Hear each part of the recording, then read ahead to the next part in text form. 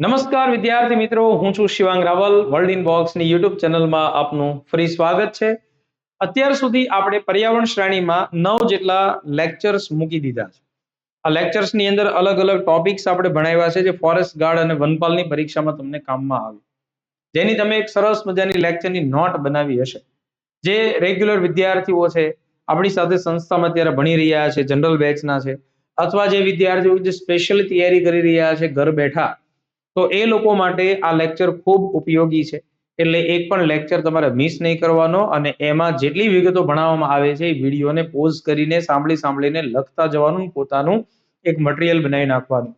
જ્યારે એક્ઝામ આવશે ત્યારે આ જ મટીરિયલમાંથી તમને ખૂબ બધો ફાયદો થશે. અલગ અલગ ચોપડા અને મટીરિયલ બહુ વાંચવા નહીં પડે, તમારું પોતાનું જ મટીરિયલ તમને કામમાં આવશે. આજે જે ટોપિક સમજવાનો છે દોસ્તો, એ એવા મુદ્દાઓ છે જેમાંથી એકાદ સવાલ કે બે સવાલ ફરજિયાત તમારી પરીક્ષામાં આવી શકે છે. તો એ ટોપિક કયો છે? મુખ્ય સંસ્થાઓ. જેમ કે જો અહીંયા ટોપિકનું નામ લખવામાં આવેલું છે, WWF એટલે શું?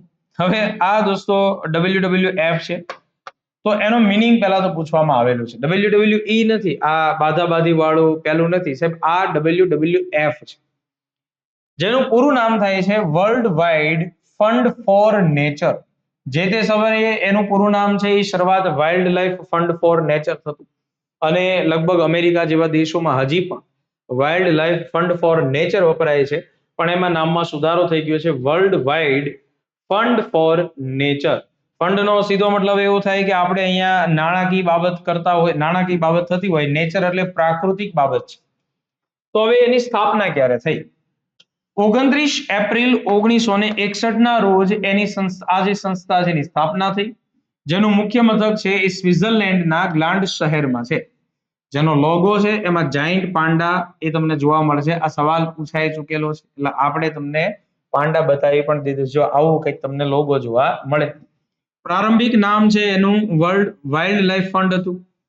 સ્લોગન છે દોસ્તો એ છે ફોર અ લિવિંગ પ્લેનેટ, એટલે કે જે લિવિંગ નો મતલબ થાય કે જ્યાં સજીવો રહે છે એવો ગ્રહ.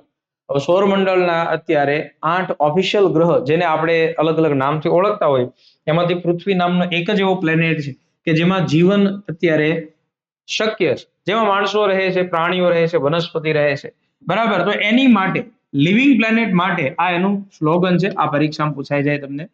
હવે એના જે મુખ્ય ઉદ્દેશો છે, એમાંનો સૌથી પહેલો ઉદ્દેશ છે પૃથ્વી પરના કુદરતી પર્યાવરણના વિનાશને રોકવું.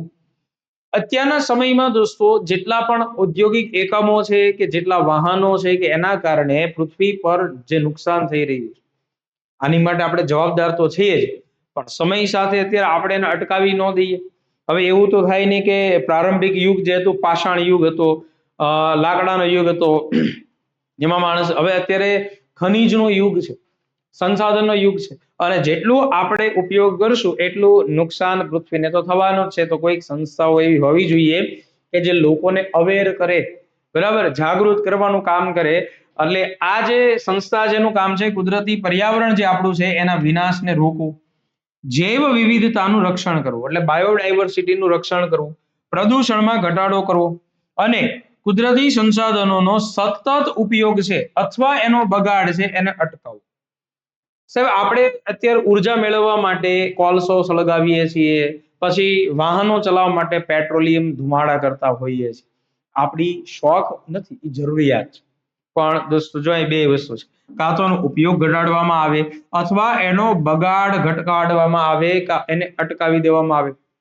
ન બને કે કોઈ માણસ હોસ્ટેલમાં રહેતું હોય અને કંઈક ચા પાણી લેવા જાય એટલે તરત જ બુલેટને સેલપ મારીને ભડભડ ભડભડ કરીને જાય. બની શકે કે એ 100, 200, 300 મીટરમાં હોય, તો આપણે શું કરવું જોઈએ કે પગપાળા ચાલીને ત્યાં જવું જોઈએ અને લઈને આવવું જોઈએ. તો આની અવેરનેસ હોવી જોઈએ ને? નહીં, પણ ભાઈને પાડવા હોય સિક્કા. એટલે એ શું કરશે કે બુલેટ લઈ જશે, ભડભડ અવાજ કરશે, પ્રદૂષણ ફેલાવશે, ધ્વનિ પ્રદૂષણ છે, અને એનાથી જે વાયુ પ્રદૂષણ થાય એ પણ થાય. એટલે આજે અવેરનેસ છે ને એની માટે, અને એના સિવાય સાહેબ આબોહવા પરિવર્તન સામે લડત લડવાનો એનો ઉદ્દેશ છે. હવે બીજી એક વસ્તુ ખાસ વિશેષ જેનું મુખ્ય કાર્ય છે એ છે અર્થ અવર. હવે અહીંયા 1 કલાકની વાત કરવામાં આવે છે. આ કોન્સેપ્ટ પૂછાઈ જાય તમને પરીક્ષામાં કે અર્થ અવરનો કોન્સેપ્ટ કોના દ્વારા લાવવામાં આવ્યું? WWF દ્વારા. સાહેબ એનો મતલબ કે સાહેબ આ છે ને પર્યાવરણીય સૌથી મોટી ચળવળ છે, એક મુવમેન્ટ છે. એ અંતર્ગત દર વર્ષે માર્ચ મહિનાની અંદર આવતો જે છેલ્લો શનિવાર છે એ સમયે આપણા ઘરની ઓફિસો, જેટલી ઓફિસો હોય, કોર્પોરેટ ઓફિસો હોય અથવા ઇન્ડસ્ટ્રીયલ એરિયા હોય, જ્યાં જરૂરિયાત ન હોય એવી જગ્યાએ ખાસ ઇમરજન્સી સ્થિતિને બાદ કરતા, ઇમરજન્સીમાં તો ખ્યાલ આવે ને સાહેબ, એવી ઇમરજન્સી સ્થિતિને બાદ કરતા રાત્રિના સમયે 8:30 વાગ્યાથી લઈ અને 9:30 વાગ્યા દરમિયાન 1 કલાક માટે બિનજરૂરી લાઇટોને કરી દેવાની છે બંધ, અને કરવાનો છે ઉર્જાનો બચાવ. પણ જો ભાઈ એવી જગ્યાએ કે જે બિનજરૂરી હોય, જરૂરિયાત ન હોય, પછી જરૂરિયાત કોને કે ભાઈ સાહેબ આકસ્મિક બાબત, જેમ કે કોઈ માણસ હોસ્પિટલમાં વેન્ટિલેટર ઉપર હોય, સમજી શકો ને તમે, વેન્ટિલેટર ઉપર હોય પછી 1 કલાક આવીને આમ સ્વિચ પાડી દીધી ભાઈ ઘડીક ખમજે, તો ઓલો માણસ કલાક પછી નોય હોય. તો બિનજરૂરી અથવા જે રાખી શકાય એવી સ્થિતિ હોય તો 1 કલાક ઉર્જા તમારે આખા વિશ્વમાં સાહેબ 1 કલાક લાઇટ બંધ રહે. તો હવે તમારે પણ જે વિડીયો જોઈ રહ્યા છો આ યાદ રાખવાનું છે, દર વર્ષે માર્ચ મહિનાના છેલ્લા શનિવારે 1 કલાક માટે લાઇટ કરવાની છે બંધ. સાહેબ બીજું T+2 અથવા T/2, એનો મતલબ થાય કે જેટલા પણ વાઘ છે એ વાઘની જેટલી સંખ્યા છે એ સંખ્યામાં ગુણ્યા 2 નો સીધો મતલબ થાય ભૂરા ડબલ. એકના ડબલ નહીં હો, વાઘના ડબલ. પૈસાની વાત નથી થતી અહીંયા સાહેબ. જેટલી પણ વિશ્વમાં વાઘની સંખ્યા છે એના ડબલ કરવાની વાત છે, ડબલ ધ ટાઈગર્સ, બરાબર. અને તમારે મને આન્સર આપવાનો કે આપણા દેશમાં વાઘની સંખ્યા કેટલી છે, આનો જવાબ તમારે આપવાનો છે. ભારતમાં WWF ની શરૂઆત 27 નવેમ્બર 1969 થી થાય છે. આ પરીક્ષામાં કદાચ તમને પૂછાઈ શકે. જો અત્યાર સુધી માહિતી તમે મેળવી કે 1961 માં WWF ની સ્થાપના થઈ, પણ ભારતમાં એની જે ઓફિસ છે, ઓફિશિયલી શરૂઆત એ 1969 માં થઈ. ચાલો હવે આવું જાણવા જેવું આવશે પાછું, આમાં તમારે જોડાયેલું રહેવાનું છે. જોડે રેજો રાજ વાળો કોન્સેપ્ટ ભૂલી ન જશો. એના પછીની એક મહત્વની સંસ્થા BNHS એટલે શું? આવું પૂછી નાખે આપણને ફોરેસ્ટ નહીં પરીક્ષાની અંદર, આવું પૂછે BNHS. તમે આવું કંઈક સાંભળ્યું BMHS કે મેડિકલ ની અંદર આવતું હોય BHMS આવતું હોય, હોમિયોપેથિક મેડિકલ સાયન્સ ની અંદર. સાહેબ અહીંયા છે BNHS, એનું પૂરું નામ થાય છે બોમ્બે નેચરલ હિસ્ટ્રી સોસાયટી. હવે સાહેબ એની સ્થાપના તમે જોઈ લો 1883. સાહેબ આપણી કોંગ્રેસ બની ને, રાષ્ટ્રીય કોંગ્રેસ INC, એ 85 બની હતી, બરાબર. એના કરતા એ જૂનું છે. એટલે એક શબ્દ લખેલું છે દેશની સૌથી જૂની પર્યાવરણીય સંસ્થાન, જેના સ્થાપનાની અંદર ઘણા બધા લોકો હતા. એમાંના એક એટલે કે સલીમ અલી. જ્યારે પણ સલીમ અલીની વાત આવે એટલે તરત જ આપણને થાય કે સલીમ અલી એ આપણા દેશના પક્ષીવિદ હતા, અને એનું જે ઉપનામ જ છે એ છે ભાઈબંધો બર્ડમેન. બર્ડમેન, પક્ષી પુરુષ તરીકે આપણે એને ઓળખતા હોય. હવે આ જે BNHS છે એનું મુખ્ય કામ છે, જો અહીંયા શું લખેલું છે, પક્ષીનો અભ્યાસ, એની સાથે વન્યજીવ સંરક્ષણ, પર્યાવરણીય સંશોધનનું કાર્ય કરવાનું. જેનું મુખ્ય મથક છે એ મહારાષ્ટ્રના મુંબઈ ખાતે છે. એનું નામ જ છે હોર્નબિલ હાઉસ. યાદ રાખજો, આનું જે ચિહ્ન અને લોગો છે એમાં ગ્રેટ હોર્નબિલ પક્ષી તમને જોવા મળશે. હવે એના કાર્યની અંદર પક્ષી અને વન્યજીવોના સંશોધનો કરવાના છે. ગીધ સંરક્ષણનો અંદર એની મુખ્ય ભૂમિકા છે. તમારે મને એ પણ કહેવાનું છે કે ગીધ માટેનો જે પ્રોજેક્ટ મૂકવામાં આવેલો, એ પ્રોજેક્ટ વલ્ચર અથવા ગીધ પરિયોજના ભારતમાં ક્યારથી શરૂ થઈ? લેક્ચરને શરૂ થાય ને પછી પૂરો થાય ત્યાં સુધી જોવાનો છે. ખાલી હાઉકલી કરવાની સિસ્ટમ નથી દોસ્તો, કારણ કે એમાં તમારી મારી સાથે બોન્ડિંગ નહીં થાય. તમારે આખો વિડીયો જોવો પડશે, અને એમાં ક્યાં વધારે 2-5 કલાક લઈ લીધી છે, સાહેબ અડધી કલાક જેટલો સમયગાળો હોય ને, મને વિશ્વાસ છે કે તમે તમારી કારકિર્દી માટે અડધી કલાકનો ટાઈમ તો આપી શકો. પછી દોસ્તો હોર્નબિલ મેગેઝિન બહાર પાડે છે આ સંસ્થા, જે વન્યજીવ આધારિત ત્રિમાસિક મેગેઝિન છે. ત્રિમાસિક એટલે કે 3 મહિનાના સમયગાળે આવતું હોય એવું એક મેગેઝિન. તો BNHS, Bombay natural history society. હવે આમાં ભૂલ શું થઈ જાય વિદ્યાર્થી મિત્રો? આમાં છે ને B ફોર બોમ્બે અને B ફોર ભારત. અથવા ભારતીય, એટલે એટલી એક મિસ્ટેક છે ને આમાં થઈ જાય એવી સંભાવના છે. પછી દોસ્તો વારંવાર પૂછાતો શબ્દ આવશે IUCN એટલે શું? ઓલરેડી એકવાર આપણા લેક્ચરમાં આવી ગયું છે, એટલે એની ડિટેલ માહિતી ને આ સમજાવી દીધેલી છે. International union for conservation of nature. આના પૂરા નામથી જ ઘણા છોકરા ફોરેસ્ટ ગાર્ડ બની ગયા છે, કારણ કે કેટલી બધી પરીક્ષા પૂછાઈ ગઈ. બરાબર.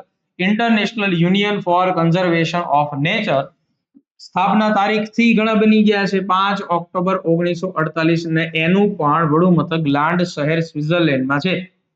હવે સાહેબ આ ગ્લાન્ડ માટે WWF આવ્યું, અત્યારે પાછું આવ્યું. રેડ ડેટા જાહેર કરે છે 1964 થી, ભલે સ્થાપના 48 માં થઈ. સાહેબ રેડ ડેટાનો મતલબ થાય કે જે પ્રાણીઓ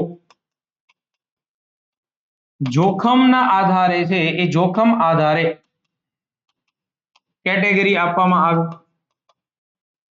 કેટેગરી સાહેબ આ કેટેગરી એને આપણે લોકો રેડ ડેટા કહેતા હોઈએ, અને એમાં 9 કેટેગરી છે, પણ એમાંથી મુખ્ય 7 કેટેગરી છે જેમાં પ્રાણીઓનું વિભાજન થાય. એમાંની એક છે ને દોસ્તો, એ છે એક્સટિંક્ટ. એક્સટિંક્ટ એનો મતલબ કે લુપ્ત થઈ ગઈ, સૌથી ખરાબ, કારણ કે હવે એનું કોઈ નસ્લ એ વિસ્તારમાં છે. જેમ કે એશિયાઈ ચિત્તો ભારતમાંથી લુપ્ત થઈ ગયો, તો કે એક્સટિંક્ટ. પછી એક્સટિંક્ટ ઇન ધ વાઇલ્ડ, બરાબર. પછી આપણે એમ કહેતા હોય કે એન્ડેન્જર્ડ, બરાબર. પછી વનરેબલ, આવી કેટેગરીઓ છે. અને આવી કેટેગરીમાં વનરેબલ હોય ને ત્યાં સુધી ઓકે, પછી વનરેબલ અને એનાથી ઉપરની કેટેગરી છે ને એ બહુ ભયજનક છે, એનાથી નીચે હોય તો વાંધો આવતો નથી. એવી 7 કેટેગરી છે. તો આ 7 કેટેગરીનું લિસ્ટ આપવાનું કામ IUCN કરે, જેનું વડું મથક પણ સ્વિટ્ઝરલેન્ડમાં છે. ચાલો અહીંયા સુધી સમજાણો છે. આગળની સંસ્થાઓમાં પણ તમે ધ્યાન આપશો, બહુ બધા કામના ડેટા છે આજના લેક્ચરમાં. મસ્ત મજાનું, મને ગમતું, તમને ગમતું ગીર. GEER, ગીર એટલે શું? હવે ભાઈબંધો, જ્યારે કોઈ પણ વિદ્યાર્થી આમ તૈયાર કરવા બેઠો ને એટલે એને ગીર પૂછાય એટલે એના મગજમાં એક શબ્દ આવે કે ગીર એક જંગલ છે, પણ ભૂરા ગીર એ પોતે એક સંસ્થા પણ છે. આ ગીર ફોરેસ્ટ છે એ GIR છે, અને આ ગીર સંસ્થા છે એ GEER છે.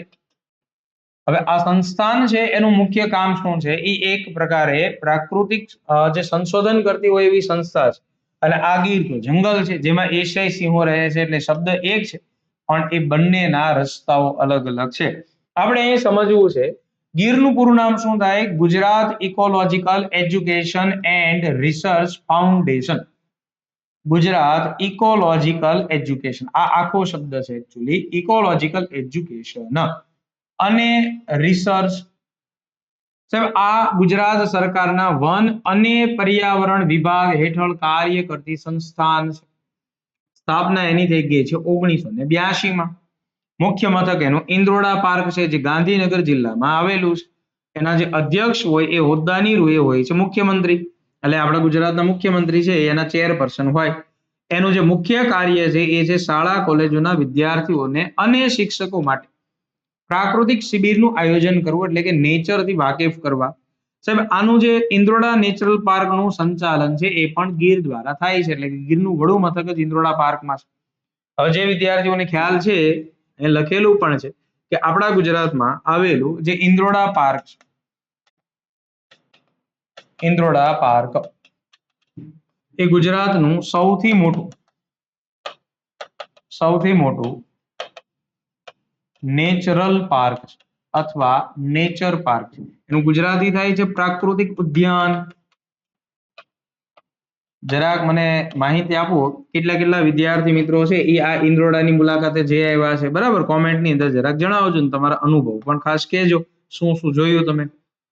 એવું કઈ ન કહેતા જે પરીક્ષા લક્ષી ન હોય હો, આમ કઈક માહિતી એવી લાગવી જોઈએ પરીક્ષા એક કામમાં કોક ને તમારા ભાઈ. સાહેબ આ જ જગ્યાએ તમને ડાયનાસોરની આકૃતિઓ જોવા મળે છે, એટલે એને જુરાસિક તરીકે પણ ઓળખવામાં આવે છે. જુરાસિક પાર્ક, આ પિક્ચરનું નામ નથી, ગુજરાતમાં આવેલો જુરાસિક પાર્ક, જેને ઇન્દ્રોડા તરીકે આપણે ઓળખીએ છીએ. ચાલો, આ બધી માહિતીઓ ગીર સંસ્થાનની ફરીવાર કીધું, Gujarat ecological education and research foundation, જે ગીરનું પૂરું નામ છે. સ્થાપના 16 મે 1982 ના રોજ થયેલી. મુખ્ય મથક એનો ઇન્દ્રોડા પાર્ક છે. અધ્યક્ષ એની હોદ્દાની રૂએ મુખ્યમંત્રી હોય. ગીર સંસ્થાન છે દોસ્તો, એના દ્વારા પ્રાકૃતિક શિબિરોનું આયોજન થાય. એમાંની હું તમને એક સૌરાષ્ટ્રની શિબિરની માહિતી આપું તો રાજકોટમાં જસદણ છે, હિંગોળગઢ, ત્યાં પણ જે શિબિરો આયોજિત થતી હોય છે એ પણ ગીર સંસ્થા દ્વારા આયોજિત થતી હોય છે. પછી આવ્યું દોસ્તો સાઇટ્સ. સાઇટ્સ નામ એક એવું સરસ મજાનું છે, SITES, સાઇટ્સ. એનું પૂરું નામ એ તો બહુ મસ્ત છે દોસ્તો, પરીક્ષામાં પૂછાય ને ઘણા લોકો એમાં અડધેથી જ ખાપ ખાઈ જતા હોય છે. Convention on international trade in endangered species of wild, અથવા ઘણી જગ્યાએ ફોના એન્ડ ફ્લોરા, એટલે વનસ્પતિ અને એટલે કે પ્રાણી સંપત્તિ, વન્યજીવો અને વનસ્પતિ. કન્વેન્શન નો મતલબ થાય સંમેલન. ઓન ઇન્ટરનેશનલ ટ્રેડ એટલે કે વિદેશી વ્યાપાર, વિદેશી વ્યાપાર. ઇન એન્ડેન્જર્ડ સ્પીસીસ એટલે કે સંવેદનશીલ, સંવેદનશીલ જે સ્પીસીસ એટલે પ્રજાતિઓ છે. ફોના એન્ડ ફ્લોરા એટલે કે વનસ્પતિ અને પ્રાણીઓ, વનસ્પતિ અને પ્રાણી. જો આનું ગુજરાતી થાય, એક એવું સંમેલન કે જે વિદેશમાં, જે એક દેશ બીજા દેશમાં પ્રાણીઓને વેચતું હોય, હેરફેર કરતા હોય, એની એક આંતરરાષ્ટ્રીય કરાર છે જેનો હેતુ વનસ્પતિ અને વન્યજીવોના સંરક્ષણનો છે. કરાર 1973 માં થયો, પણ એનો અમલ 1 જુલાઈ 1975 ના રોજ થયો. મુખ્ય મથક જીનીવામાં છે, સ્વિટ્ઝરલેન્ડમાં. જીનીવામાં, આ સ્વિટ્ઝરલેન્ડમાં ત્રીજું આવ્યું અત્યારે. આની પહેલા બે ગ્લાન્ડમાં હતા અને અત્યારે સ્વિટ્ઝરલેન્ડમાં છે. સાઇટ્સ દ્વારા 3 જે પરિશિષ્ટ આપવામાં આવે છે, 1, 2 અને 3. પહેલું છે ને અત્યંત લુપ્તપ્રાય છે, જેનો મતલબ કે આ લિસ્ટમાં જે પ્રાણી કે વનસ્પતિ હોય એનો વેપાર થાય જ નહીં. આ પરીક્ષામાં પૂછાય, યાદ રાખજો. પહેલી અનુસૂચિ કે પહેલી પરિશિષ્ટ છે એમાં અત્યંત લુપ્તપ્રાય પ્રાણીઓ કે વનસ્પતિના નામ લખવામાં આવે. બીજું હોય એમાં હાલમાં સંકટમાં નથી પણ ભવિષ્યમાં થઈ શકે, એટલે એની વેપારની છૂટ મળે છે, પણ તેના પર કડક નિયંત્રણ અને એની મંજૂરી જરૂરી હોય. એની પછી કોઈ દેશ દ્વારા વિનંતી હોય, જ્યારે કોઈ એક દેશ પોતાની સરહદમાં અમુક પ્રજાતિઓના ગેરકાયદે વેપારને રોકવા અથવા એને અટકાવવા માટે અન્ય દેશોની મદદ માગે, જેમ કે કોઈ સ્પેસિફિક દેશ હોય જેમાં એ પ્રાણી હવે લુપ્ત થવાના આરે હોય અને કોઈ એવા તત્વ એને વેચી વિદેશમાં સપ્લાય કરતા હોય, ત્યારે દેશ સ્પેસિફિક રીતે એની રજૂઆત કરે. તો આ 3 બાબતો સાઇટ્સની અંદર છે. પરીક્ષામાં એનું પૂરું નામ પૂછાય, convention on international trade in endangered species of wild. 2-5 વાર બોલો તોય મજા આવે આપણને, કંઈક મસ્ત શીખ્યા આજે આપણે. એની વડું મથક પૂછે. અત્યારે થોડુંક કરંટ અફેર ની અંદર છે ભાઈબંધો, એવી એક માહિતી છે, CZA સેન્ટ્રલ ઝૂ ઓથોરિટી. સાહેબ આ જે ઝૂ ઓથોરિટી છે, ઝૂ નો મતલબ જ શું થાય? પ્રાણી સંગ્રહાલય. જે બાળકો માટે ખૂબ મસ્ત મજાનું હોય, મજા આવે જોવાનું છે. પ્રાણીઓ આપણને જોતા હોય, આપણે પ્રાણીઓને જોતા હોય, ખબર ન પડે કે કોણ કોને જોતું હોય, પણ પ્રાણી સંગ્રહાલય 1992 માં સેન્ટ્રલ ઝૂ ઓથોરિટીની સ્થાપના થઈ, જેનું મુખ્ય મથક દિલ્હી ખાતે છે. 1972 ના વન્યજીવ સુરક્ષા અધિનિયમમાં સુધારો કરી બનાવવામાં આવેલી કાયદાકીય સંસ્થા. હવે આ મિનિસ્ટ્રી છે, ministry of environment, forest and climate change હેઠળ કામ કરતી આ સંસ્થા છે.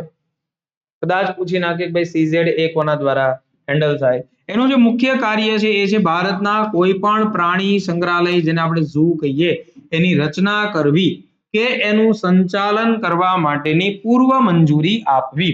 મને એમ થાય કે ભાઈ મારે પ્રાણી સંગ્રહાલય બનાવવું છે, મારી પાસે ઘણા બધા પ્રાણીઓ છે, પેલા તો હોય નહીં, વારો પાડી દે ફોરેસ્ટ વાળા આપણો. પણ દોસ્તો એમ થાય કે નહીં, મારે સંચાલન કરવું છે, પ્રાણી સંચાલન કરવું છે, અથવા સરકાર માન્ય મારે કોઈ બનાવવું, પણ સરકાર નહીં બનાવવું હોય, રાજ્ય સરકારને પણ આની મંજૂરી લેવી પડે. ભૂપેન્દ્રભાઈ એમ કે ચાલો, ભૂપેન્દ્રભાઈ એમ કે અર્જુનભાઈને કે અર્જુનભાઈ તમે વન વિભાગ ચલાવો છે, કામ કરો, એક નવું પ્રાણી સંગ્રહાલય બનાવો. અર્જુનભાઈ એમ કે, અર્જુનભાઈ એટલે ફોરેસ્ટ મિનિસ્ટર અત્યારે હાલના, હા સાહેબ ચાલો આપણે બનાવી દઈએ, તમે કહો તમારો આદેશ સર, આંખો પે બનાવી નાખો એક જગ્યાએ પ્રાણી સંગ્રહાલય, આવક વધી જાય, એન્ટ્રી ફી મળે. એમ ન હોય, એની માટે આની મંજૂરી લેવી પડે, જેની વડું મથક દિલ્હી ખાતે છે. સાહેબ હવે બીજી વસ્તુ કે પ્રાણી સંગ્રહાલયના પાંજરાની સાઈઝ, એનો ખોરાક, એનું આરોગ્ય, એના પ્રદર્શનના માપદંડ બધું તૈયાર કરવા માટે આ મંજૂરી આપે. એમ ન હોય.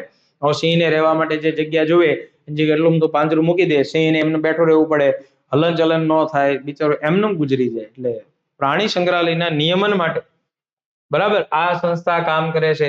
તો હવે તમે એટલું સરસ ભણ્યું છે ને, તો હું તમને થોડીક જીકે રિલેટેડ વાત કરી દઉં. ભારતના પ્રાણી સંગ્રહાલય જાણીતા અલીપુર ઝૂલોજિકલ ગાર્ડન જે કોલકાતામાં છે, પછી અરિગ્નાર અન્ના ઝૂલોજિકલ ગાર્ડન ચેન્નઈમાં છે, વેંકટેશ્વર ઝૂલોજિકલ પાર્ક તિરુપતિ આંધ્રપ્રદેશમાં છે.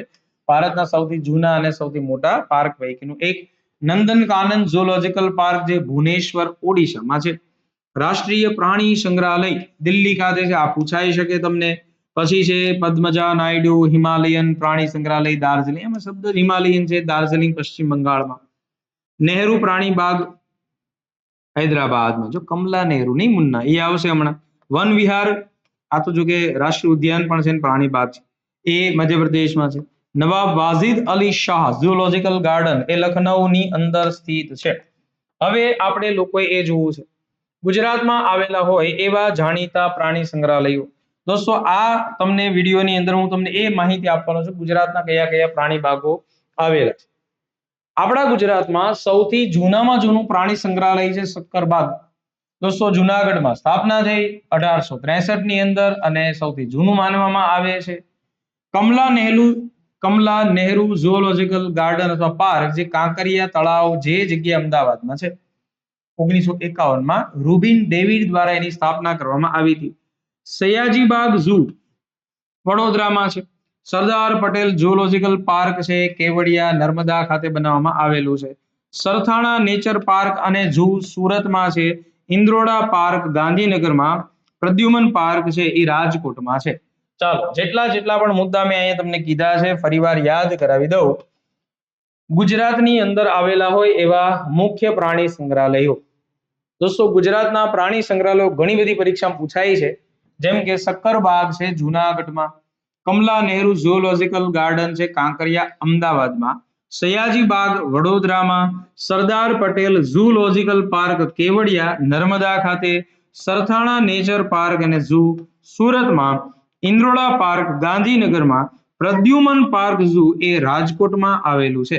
તમારે મને કોમેન્ટ કરીને એ કહેવાનું છે કે આપણા ગુજરાતના કયા પ્રાણી સંગ્રહાલયમાં તમે મુલાકાત લીધેલી છે અને તમારા અનુભવો ખાસ શેર કરજો મને આ વિડીયોના અંતમાં. બરાબર, ચાલો હવે એનાથી આગળનો એક પોઈન્ટ. આગળ તો હું તમને પોઈન્ટમાં લઈ જાઉં, પહેલા કરંટની માહિતી આપી દઉં છું, તમારી માટે ખૂબ કામની છે. અત્યારે હાલ આપણા ગુજરાતમાં જે ડીસા શહેર છે બનાસકાંઠામાં આવેલું, આ તો જાણીતું જ હશે, બટેટા માટે જાણીતું. ડીસા છે ને એ બટેટા ઉત્પાદન માટે જાણીતું. પછી ગરમ શહેરોમાં જાણીતું હો. ડીસા એક નદીના કિનારે છે, બનાસ ના કિનારે. તો કોઈ પણ ભૂગોળની તૈયારી કરતો છોકરોને એટલી ખબર હોય. હવે એક વસ્તુ તમારે એડ કરવાની મગજમાં. અહીંયા બની રહ્યું છે desert park, desert zoo park અને નાઇટ સફારી. 2026માં આને મંજૂરી મળી, બરાબર. અને આ 103 હેક્ટર જમીનમાં બની રહ્યું છે ડીસા ખાતે. ડેઝર્ટ નો મળો થાય રણ અથવા અર્ધ શુષ્ક રણ વિસ્તારમાં જેવા પ્રાણીઓ રહેતા હોય અથવા રહી શકે એવા પ્રાણીઓને અહીંયા રાખવામાં આવશે. અને નાઇટ સફારી પણ બનાવેલી છે, એટલે જે મુસાફરો હોય ને એ રાત્રિના સમયમાં એની ગાડીમાં બેસી અને પરિભ્રમણ કર્યા રાખશે. રણમાં રહેતા હોય એવા પ્રાણીઓ, અને એમાંય ખાલી ગુજરાતના નહીં, આફ્રિકા, એશિયા અને ઓસ્ટ્રેલિયા 3 ખંડમાં રણ વિસ્તારમાં રહેતા પ્રાણીઓ છે એને અહીંયા રાખવામાં આવશે 103 હેક્ટરમાં. પ્રાણીઓની સંખ્યા 2700+ છે, બરાબર. આટલા તો છે જ આપણી પાસે પ્રાણી બાગ જાણીતા. એમાં હવે આ ડીસાનું એક પ્રાણી સંગ્રહાલય એડ થવા જઈ રહ્યું છે, તો એને પણ તમારે કન્સિડર કરવાનું છે. ચાલો એનાથી પણ આગે, ઉસસે ભી આગે સંસ્થાનું નામ છે WII એટલે કે wild life institute of India. સ્થાપના એની થઈ છે 1982માં, દહેરાદૂનમાં આવેલું છે ઉત્તરાખંડમાં. મુખ્ય કાર્ય છે વન્યજીવ સંરક્ષણ માટે સંશોધન કરવું, તાલીમ આપવી, શિક્ષણ અને સલાહ. પણ વન્યજીવને તાલીમ ને શિક્ષણ સલાહ નથી દેવાની, વન્યજીવને સલાહ નથી દેવાની ભાઈ. એનું દેખરેખ રાખતા હોય લોકોને. વન્યજીવો અંગે વૈજ્ઞાનિક અભિગમ આપવો અને આંતરરાષ્ટ્રીય સંસ્થાઓ સાથે વાઇલ્ડ લાઈફ રિસર્ચ અને તાલીમમાં સહયોગ આપવો. આ એનું કામ છે WII નું. એનું વડું મથક આપણને પૂછાય અને એની સ્થાપના આપણને પૂછાય. બરાબર? ચાલો, તો આ બધી માહિતીઓ થઈ ગઈ. હવે આપણે આની જ જેવા એક વિડીયોમાં પાછા મળશું. ત્યાં સુધી આને તૈયાર કરી નાખો. આની PDF તમને મળી જશે વર્લ્ડ ઇનબોક્સ એકેડેમી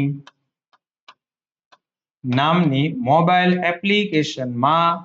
હવે આવું તમે ખોલશો એટલે એમાં 3 ટપકા હોય ને બાજુમાં, 3 ટપકા. આ 3 ટપકાની અંદર ફ્રી સ્ટડી મટીરિયલ નામનું એક ફોલ્ડર હશે ઉપર. આ ફ્રી સ્ટડી મટીરિયલની અંદર તમારે ક્લિક કરવાની તમારા મસ્ત મજાના હાથે. એટલે દોસ્તો એમાં ખુલશે ફ્રી પર્યાવરણની સિરીઝની PDF. એમાં તમને મળી જશે. બરાબર? એની માટે આ વિડીયોમાં તમારે આ ફ્રી છે, એમાં તમે ડાઉનલોડ પણ કરી શકશો અને એમાંથી લખી પણ શકશો. બરાબર? આ 10મો લેક્ચર હતો. હવે આપણે 11મા લેક્ચર સાથે વળી પાછા મળશું. ત્યાં સુધી આ બધા લેક્ચરનું મસ્ત એકવાર રિવિઝન કરી નાખો. Thank you very much.